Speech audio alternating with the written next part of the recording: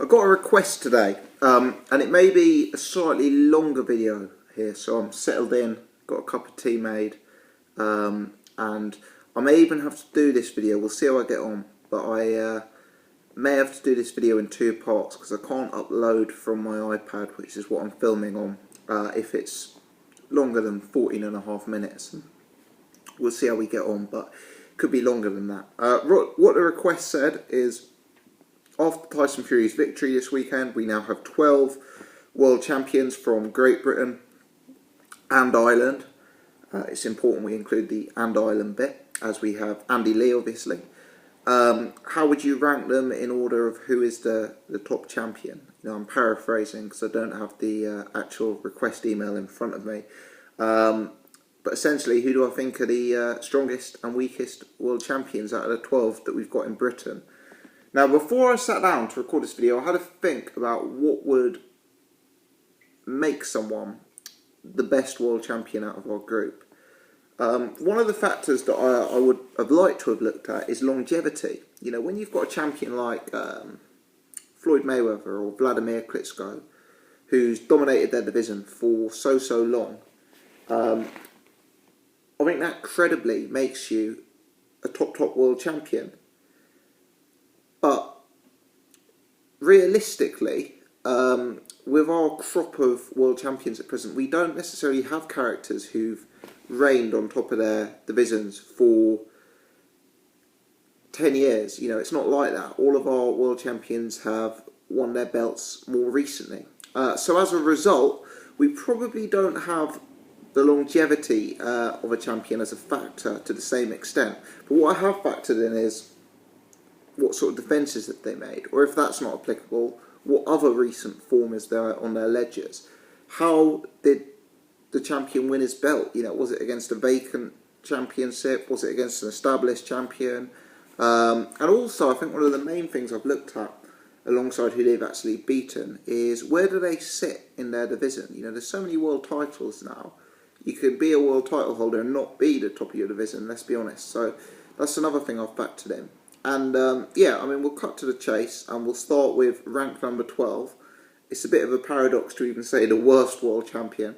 Yeah, and I don't mean any disrespect by it, but I was asked to rank them, I wanted to rank them, so someone has to be bottom. And the person who is bottom, who is the Great Britain and Ireland's lowest rank world champion, has to be Lee Haskins in my mind. And it's no disrespect to Lee, he's a likeable fighter, but the reason for Lee Haskins being our lowest ranked world champion at this stage is the manner with which he came to be world champion. You know, he went to fight Randy Caballero in a fight where Caballero was strongly favoured to win, and Haskins won the belt on the scales because Caballero couldn't make weight and the fight got called off. So Lee Haskins, world champion, but it's questionable how many fights he's actually had at world level, and he's won the belt in bizarre circumstances. So at this point, he's our weakest world champion.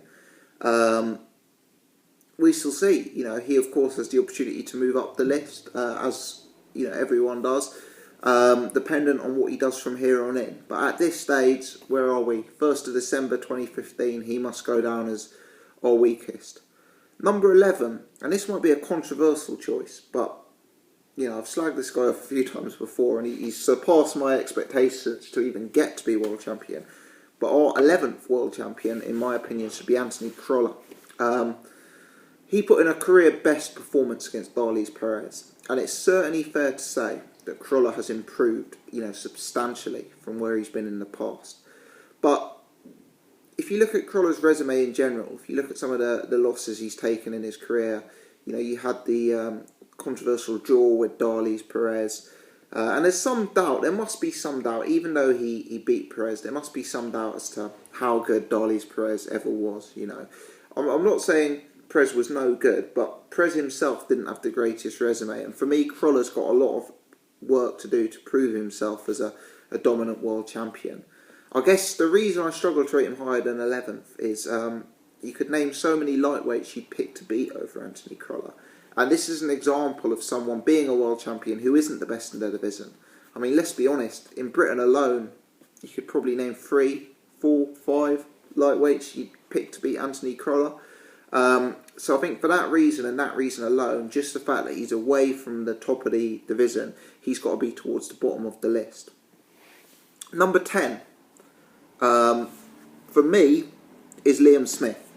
You know, Liam Smith is a good, solid fighter, but he's a fighter who isn't exceptional in any particular area. He won his title in a vacant. The title was vacant. He hasn't had any defences just yet. But he won his title in a vacant manner. Was the guy's name John Thompson? Possibly. You know, Smith did well in that fight. He stopped Thompson. Thompson, looking at his record, didn't appear to have the best chin. But Thompson, if that was his name, was comfortably outboxing Smith early on. And I just wonder whether Smith is a sitting duck for somebody really class in that light middleweight division. You know, his first defence is against a guy I haven't heard of. I think the guy's name is Jimmy Kelly, who appears to be a very low-level operator. But for me, Smith, you know, his resume is some way away from world level. And if you look at some of the other operators in his division, I mean, at this stage, how far away from the top, you know, the Laras, the Austin Trouts, the Charlos, the Demetrius Andres, you know, Liam Smith, he's a long way away from that. So he's towards the bottom of the division, bottom of these 12 titleists. What I would say, he's a young guy. He's putting in improved performances, and he's doing well. He's performing incredibly. So he's another guy with potential to go up the list. He's certainly the top light middleweight in Britain, unlike Anthony Crolla, etc. But yeah, I just think there's a long way to go. Beating John Thompson, defending against Jimmy Kelly, if that's his name, it's not going to make you top world champion given the depth of talent we have in Britain at present.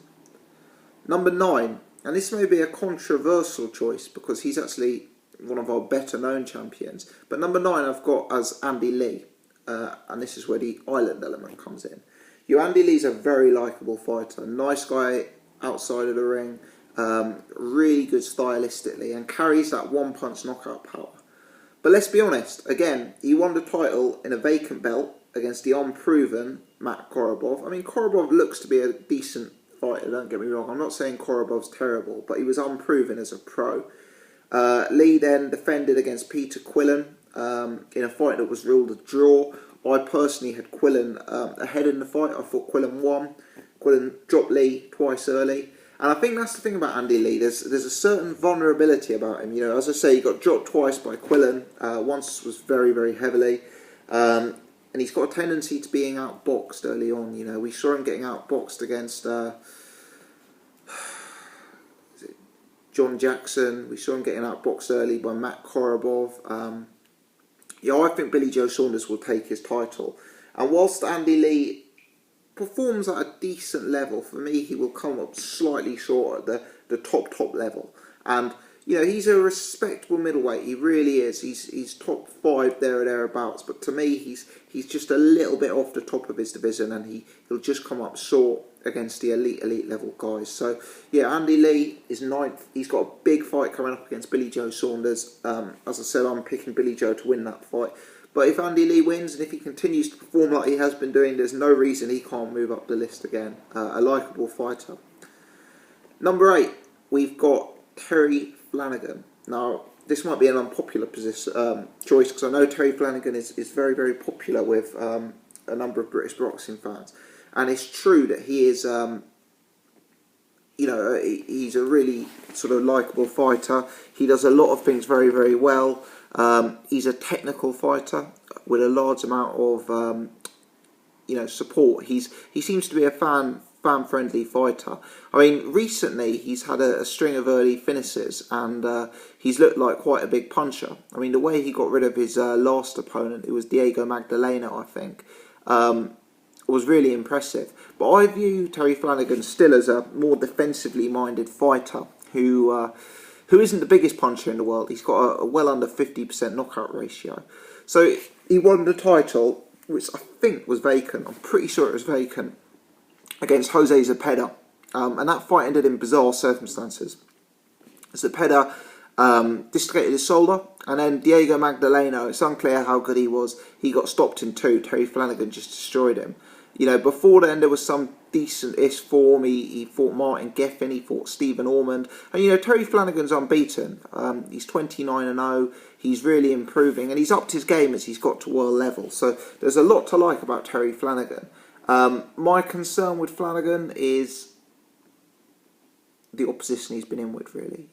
Is the opposition he's been in with good enough to class him at this stage as a dominant champion? You know, whilst I say there's a lot to like, I have him below some of the other guys in terms of that opposition he's been in with. So I have Terry Flanagan as the 8th strongest world title holder in Great Britain. I think we'll do one more in this section of the video, and that one that we're going to move on to now is Scott Quigg, who I've got at 7.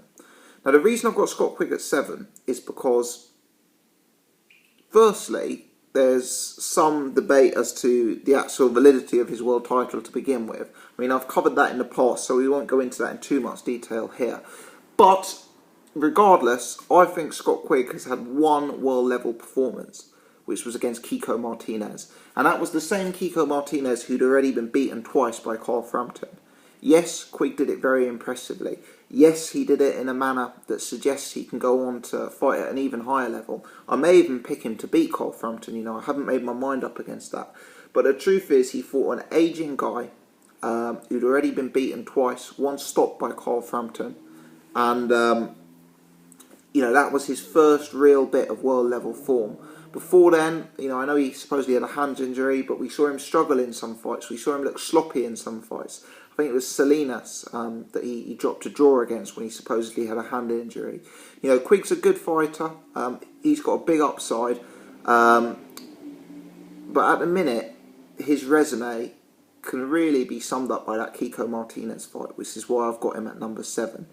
I've been recording now for just over 12 minutes. I've done half of the 12, so we'll call it quits here.